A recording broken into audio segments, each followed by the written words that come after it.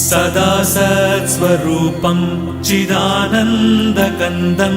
जगत्सम्भवस्थानसंहारहेतुं स्वभक्तेच्छया मानुषं दर्शयन्तम् नमामीश्वरं सद्गुरुं साईनाथं नमामीश्वरं सद्गुरुं साईनाथम् भवद्ध्वान्तविध्वंसमार्ताण्डमीड्यं मनोवागतीतं